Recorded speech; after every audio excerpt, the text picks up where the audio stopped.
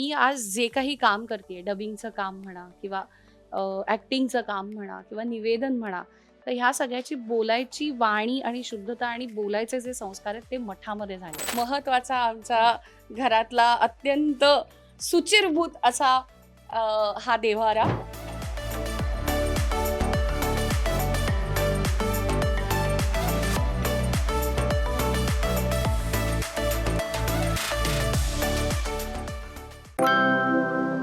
Hello नमस्कार friends, मी मजाची नीलम सनई चौगडे या मालिकेच्या सेटवर आहे आणि हा सेट नेमका कसा आहे हे आज आपण पाहणार आहोत.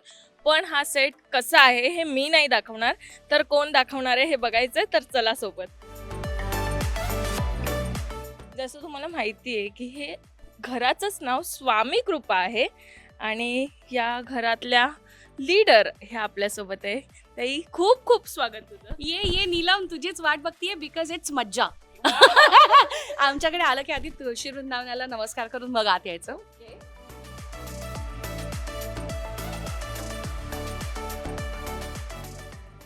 आमच्याकडे कडकडीत ऊन असतं, त्यामुळे वाळवण बघायला मिळतील, छान कपडे वाळतात. या पण आज मी जसं प्रेक्षकांना सांगितलं, हे घर नेमकं कसं आहे हे तुम्ही आम्हाला दाखवणार आहे. सो हा माईक तुमचा.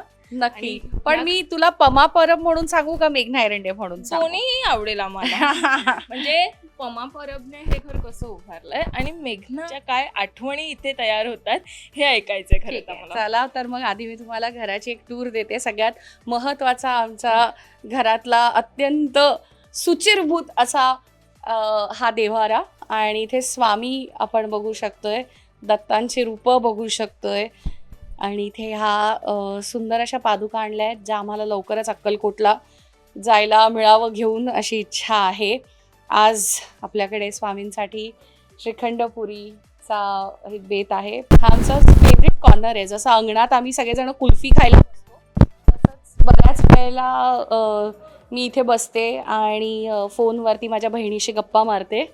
तो हा निवांत असलेला असा झोपाळा, आणि हा फक्त झोपाळा नाही आहे तर माझ्या विचारांना मिळालेला एक हिंदोळा आहे. इथे एक आमची आतमध्ये अडगळीची खोली आहे जिकडे पमाचं सगळं सामान, जे काही केटरिंग परबचं, बाहेर एक पाटी बघितली असेल जाताना पुन्हा बघा, तर ते सगळं सामान आम्ही इथे ठेवतो. प्लीज या आतमध्ये. हा आमचा हॉल आहे. आता तुम्हाला सगळे आमची इक्विपमेंट्स वगैरे दिसत आहेत, आमचे कॅमेरा ज्याच्यावर आम्ही छान दिसतो. GK सर म्हणून आहेत, ते आमचे DOP आहेत.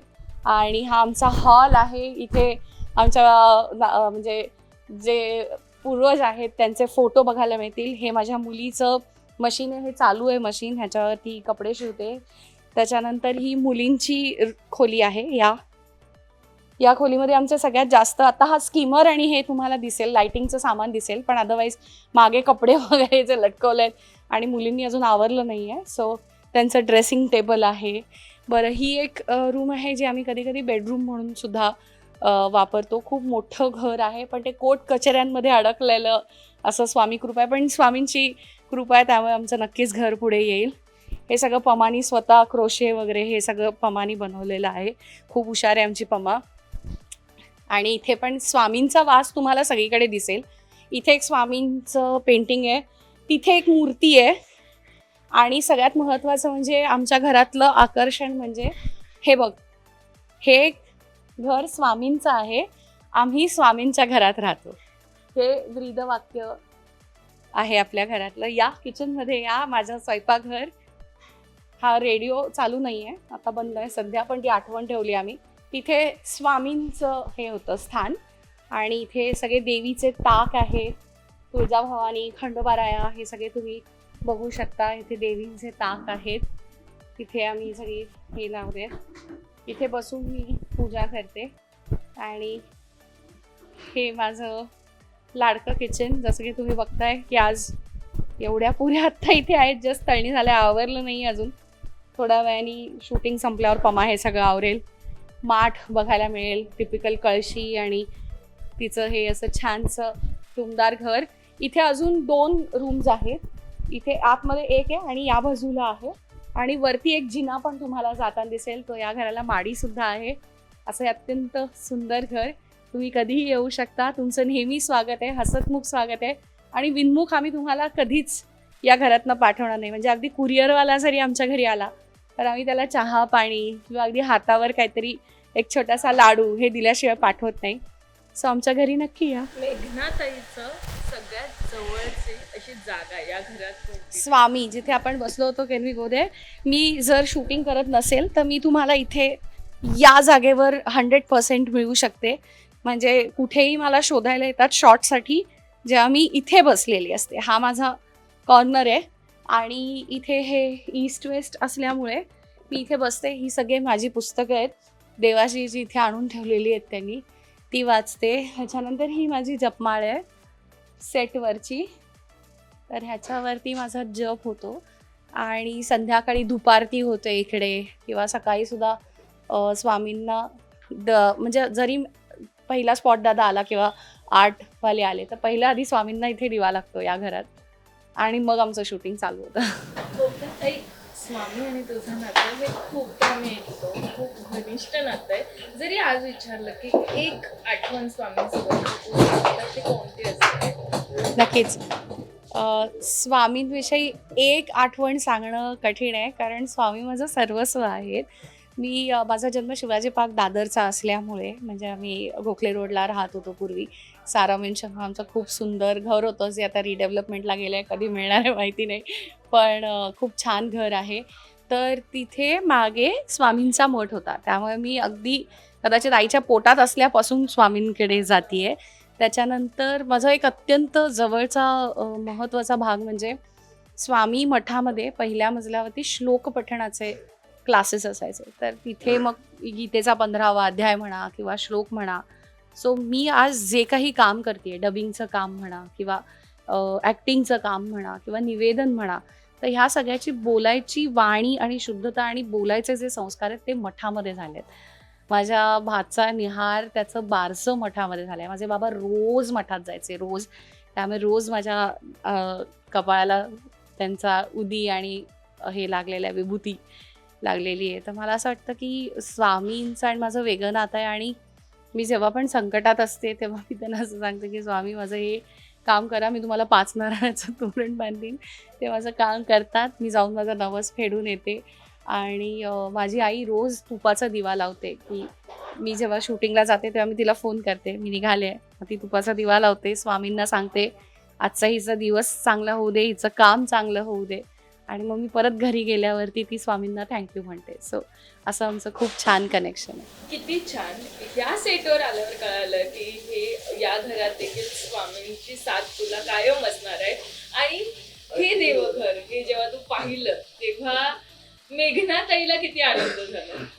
आधी आम्हाला माहिती नव्हतं की इथे असं स्वामींचा छोटासा मठ किंवा काय जे काय आपण म्हणू की असं स्थान असणार आहे, हे आम्हाला आधी सांगितलं नव्हतं. सो जेव्हा आम्ही इथे पहिल्यांदा आलो, पहिल्या दिवशी शूट करायला, आणि तेव्हा मी असं आतमध्ये येतानाच मला असं खूप स्वामी कृपा आधी दिसलं.